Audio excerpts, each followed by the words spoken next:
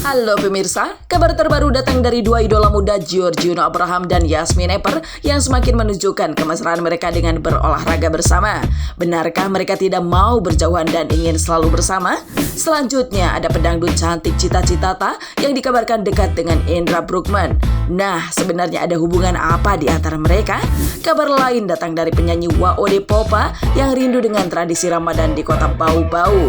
Dan terakhir, ada komedian Narji yang kini sering diikuti istrinya kemanapun. Dan apa alasan istrinya ikut Narji bahkan saat bekerja?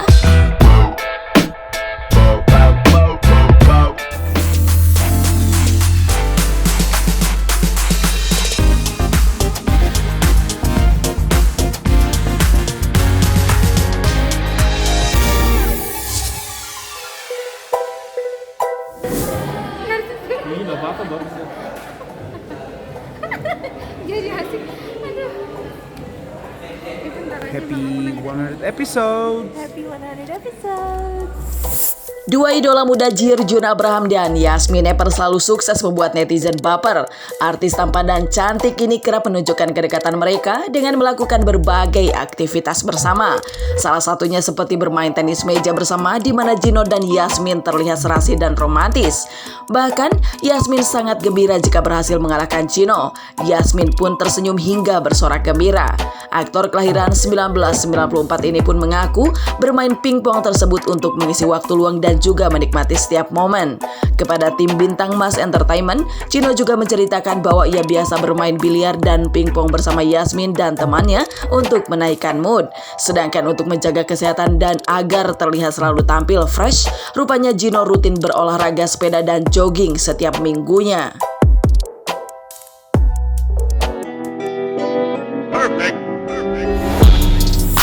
Salah satunya sih, salah satu aktivitas yang bisa kita lakuin, biliar, pingpong. Kalau pengen keringetan, tapi itu fun ya kita main pingpong. Bukan cowok bro, Asik. masa takut keringat tinggal lah. Yang penting tetap santai aja, fun, seru, enjoy the moment aja. Sering banget juga enggak, sekali-sekali aja gitu. Kalau lagi ada waktu senggang, terus nggak pengen tidur gitu, pasti biliar atau pingpong. Kapan di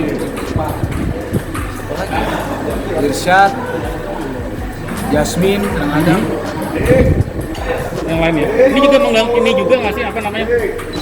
stamina kayak bukan pingpong ya.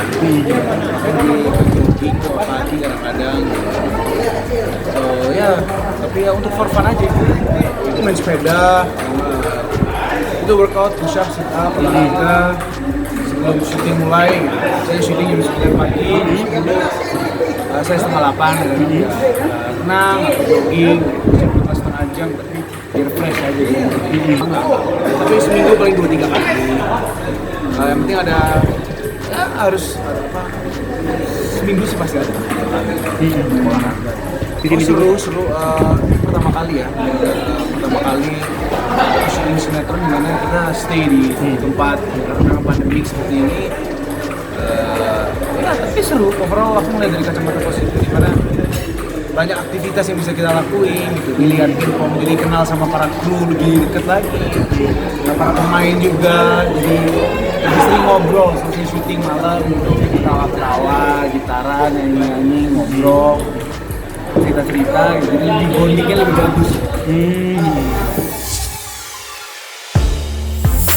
Postingan terbaru pedangdut Cita Citata dan aktor Indra Bruggman mendadak mencuri perhatian publik. Hal itu karena keduanya kompak mengunggah foto bersama di akun sosial media masing-masing. Dalam foto tersebut tampak keduanya duduk bersama sambil tersenyum. Bahkan Indra menyebut Cita dengan sebutan si gelis. Sontak hal itu membuat heboh netizen hingga keduanya kemudian dijodoh-jodohkan. Apalagi diketahui baik Cita maupun Indra kini memang berstatus single. Kepada tim Bintang Mas Entertainment, pelantun lagu Goyang Dumang ini mengaku kaget dengan respon netizen yang menjodohkan mereka. Kendati demikian, Cita Citata tak memungkiri bila nanti ia dan Indra memiliki hubungan yang serius. Selain itu, Cita mengungkapkan bahwa mereka pernah sahur bersama. Bahkan Cita memandang Indra sebagai sosok yang asik karena membuatnya ngobrol sampai lupa waktu. Nggak ada, aku lagi jomblo. Jomblo, tapi yang deketin ada. Nah, Sama Kak. Sama Ibe. Jadi ini lucu ceritanya. Aduh, malu. Apa ceritanya? Kan sempat posting juga nih teh. Kemarin jadi bahasa Sunda. Kemarin teh aku ke tempatnya AA tuh buka kopi, terus ternyata AA tuh ngaku di YouTube channel aku nanti tayang ya di Lupa Ciwon. Nanti terus dia bilang dia tuh pernah DM aku ternyata 5 tahun lalu. Terus aku tuh nggak bales. Responnya doang. Terus dia tuh kayak sakit hati. Iya nyari hati ke kamu. Kenapa aku bilang gitu kan? DM aku nggak dibales. Iya Allah, aku kan nggak follow-followan dia, aku nggak tahu gitu. Ya udah deh gitu. Ya masih deket-deket aja. Ya doain aja deh gitu. Kan aku juga lagi jomblo, aku juga jomblo. Masa nggak boleh dekat? Termasuk dong. Kemarin sempet sahur bareng gitu kan. Dari buka sampai sahur bareng.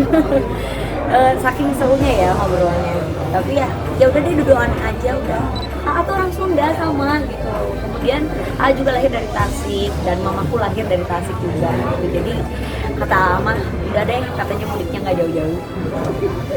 Aku juga nggak mau gonta-ganti, aku pengennya satu gimana dong putus mulu. Sementara itu, ternyata keluarga Cita sudah memintanya untuk segera menikah. Namun menurut Cita, dia tak mau terburu-buru karena ingin belajar dari pengalaman kisah cintanya dahulu. Cita mengaku sekarang dirinya hanya menginginkan pria yang bertanggung jawab. Aku pengennya cowok bertanggung jawab. Makanya aku banyak memperdalam aja, maksudnya kayak PDKT-nya tuh dilamain kalau bisa gitu, jangan kayak terlalu cepat mengambil keputusan. Belajarlah dari pengalaman. Aku pernah ketemu sebelumnya, tapi aku nggak tahu kalau aku pernah DM. Jadi kan karena A juga pemalu sama kayak aku. Kalau aku bukan pemalu, aku malu-maluin. Jadi aku ngeliat A ya udah deh kayak gimana ya? Udah deh orang masih baru, insya Allah kata nanti ya habis puasa. Gak mungkin habis puasa ngapain kek ketemu.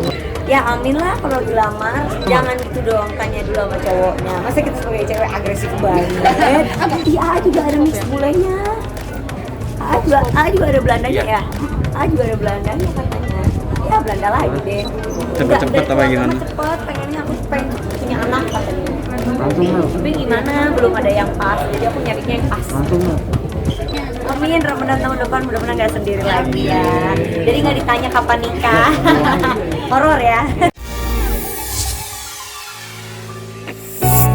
Gadis cantik bersuara merdu yang lahir dari ajang pencarian bakat, siapa lagi kalau bukan Waode Henny Andraini atau lebih dikenal dengan Waode Popa.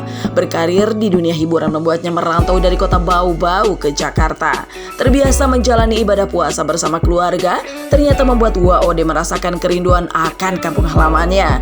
Gadis kelahiran 1997 ini bahkan mengungkapkan dirinya ingin segera pulang ke Bau-Bau karena ingin berziarah 140 hari neneknya meninggal dunia. Di samping itu, Waode juga menceritakan berbagai tradisi yang biasa ia dan keluarganya lakukan menjelang Lebaran, seperti memasak, membuat kue, mengecat rumah, hingga mengikuti tradisi adat bernama Harwa yang berupa doa yang mengharapkan supaya dapat dipertemukan dengan Ramadan selanjutnya. Uniknya, Waode juga suka bermain petasan bersama teman-temannya. Sepertinya sih aku ada rencana pulang ke Bau-Bau karena emang sebelum di pertengahan bulan puasa ini kebetulan memperingati 140 hari nenek aku meninggal. Jadi aku pulang terus mau ziarah juga karena waktu nenek aku meninggal itu aku nggak ada di Bau-Bau, jadi aku sekalian ziarah juga dan ketemu sama keluarga. Pastinya biasanya kalau aku tuh menuju Lebaran, pasti yang pertama tuh masak, bikin kue sama mama di rumah, dan biasanya kan Hamin seminggu itu sebelum Lebaran udah ribet tuh di rumah, jadi bersih ngecat rumah, bersihin rumput depan rumah, terus bikin kue kering. Terus malam sebelum Lebaran itu kita biasanya kalau di Bau-Bau tuh ada namanya Harwa.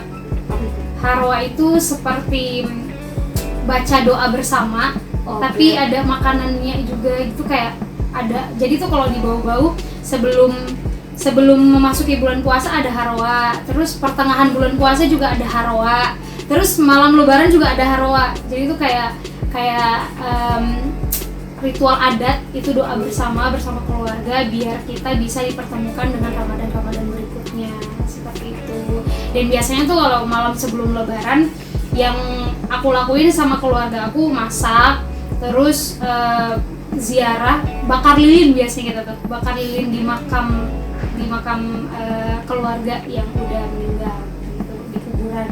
Jadi kita bakar lilin, terus sebelum malam takbiran bakar petasan, macam-macam lah, macam-macam masak pastinya itu. Dan sholat id, paginya kan sholat id, terus bertamu ke rumah keluarga, makan-makan, pasti makan-makan sih kalau lebaran kalau lebaran tuh pasti makan-makan. Jadi kalau di keluarga besar aku tuh karena emang jadi ada satu rumah, itu rumah nenek sama kakek aku, dan emang semua keluarga berkumpul di situ. Gimana pun kita harus berkumpul di situ di hari pertama, barulah di hari berikutnya baru ada yang datang ke rumah teman-teman, terus teman-teman mama sama papa juga biasanya gitu. Bersiap pulang kampung rupanya membuat WOD telah mempersiapkan THR untuk keluarganya di kampung halaman. Selain itu, terkait pertanyaan seputar pasangan tak membuat WOD khawatir karena penyanyi cantik ini merasa bahwa keluarganya sangat mengerti dirinya. Bahkan WOD mengaku keluarganya tak menuntutnya untuk cepat menikah, malah lebih mendukung WOD untuk fokus terhadap karir bermusiknya.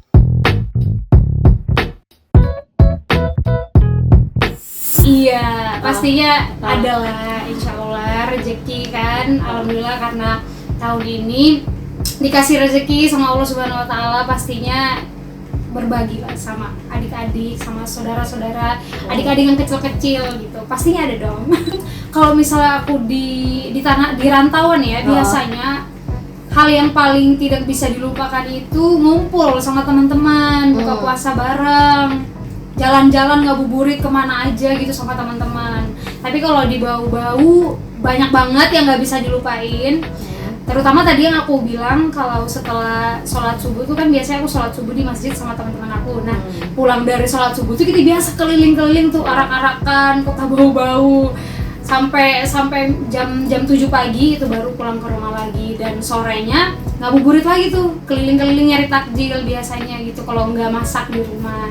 Belum sih, alhamdulillah belum ditanyain yang kayak gitu. karena aku sama keluarga aku masih sama kayak aku, jadi kayak belum gimana gitu, kayak ya udahlah santai, alhamdulillah keluarga saya mengerti.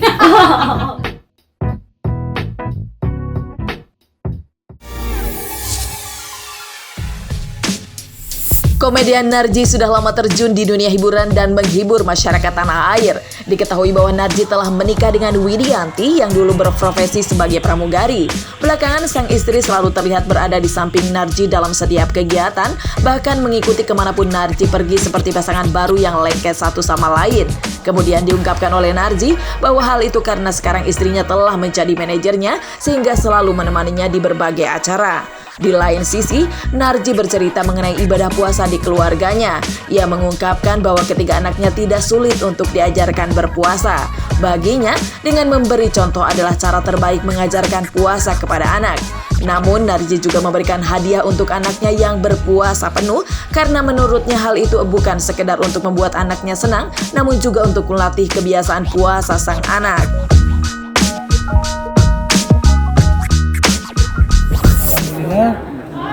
Gue sendiri sekarang manajer itu kan bini gue sekarang nih.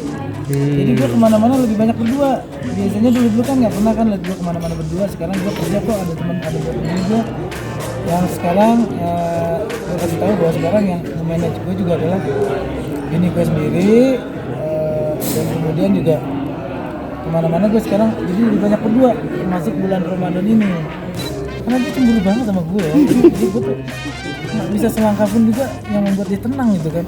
Baru 10 langkah dari rumah gue udah telepon. Iya. Karena sih katanya lebih nyaman kalau aku ikut kemana-mana gitu. Iya kan? Iya, jadi sebenarnya lebih nyaman itu kenapa? Gue lebih tenang. Yang pertama lebih tenang itu biasanya gue kerja itu paling nggak tenang kalau bini gue di rumah, dia ngurus 3 anak laki-laki semua lagi. Gue kebayangnya tuh gimana ya? Jadi sekarang kalau dulu kan lebih enak gitu. Gue apa-apa sama anak-anak juga merasa lebih dekat karena setiap gue lagi pergi gitu, dia selalu komunikasi sama anak-anaknya di rumah tuh lewat video call. Jadi gue nggak tenang nanyain lagi. Biasanya kan gue tanya, "Nggak, anak-anak gimana?" Sekarang kan dia sendiri, ini anak-anak ya, mau ngomong nggak? Dan anak-anak sekarang udah gede-gede, jadi udah mulai bisa ditinggal. Nomor 1, nomor 2 sih udah full, alhamdulillah, karena udah 12 tahun sama mau 9 tahun. Kalau yang ketiga itu baru 2,5 tahun, jadi belum tahu puasa gitu. Paling ya ikut masak-masak aja kalau pas sahur buka gitu. Mengajarkan mereka puasa tuh gampang, yang sulit itu menerima gue sebagai bapaknya di mata mereka. Ini buat mereka tuh sulit banget gitu kan, bisa nggak percaya gitu.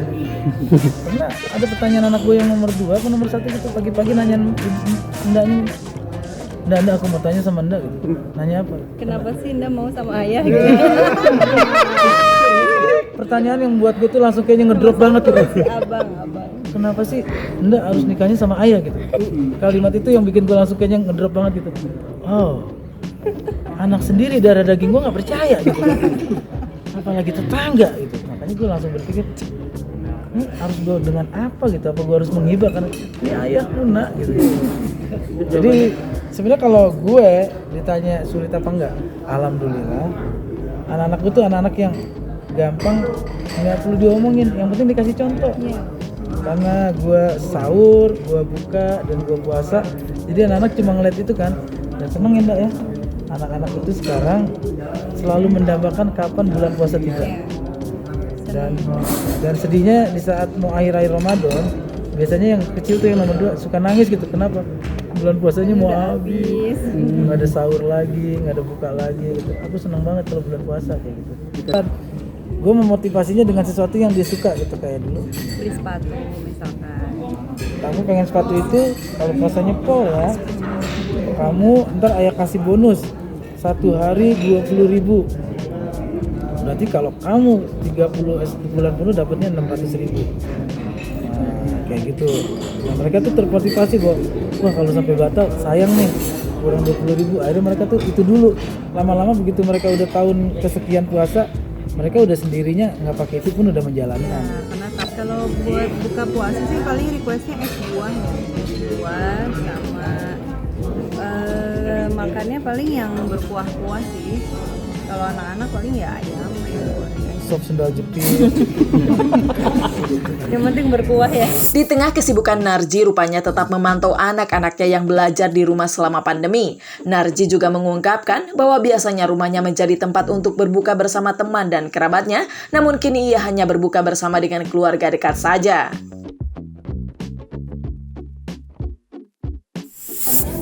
Ada sih konsumsi vitamin gue 1 resep dokter, dan itu emang gue minum tapi kalau lagi capek banget. Dokternya bilang kalau lagi ngedrop, umpamanya tidur cuma 2-3 jam puasa, minum ini pas sahur gitu. Nah itu aja sih, nggak ada yang lain. Yang penting pulang bini gue jangan cemberut ya. Buat gue tuh suplemen yang paling bagus adalah senyum bini gue.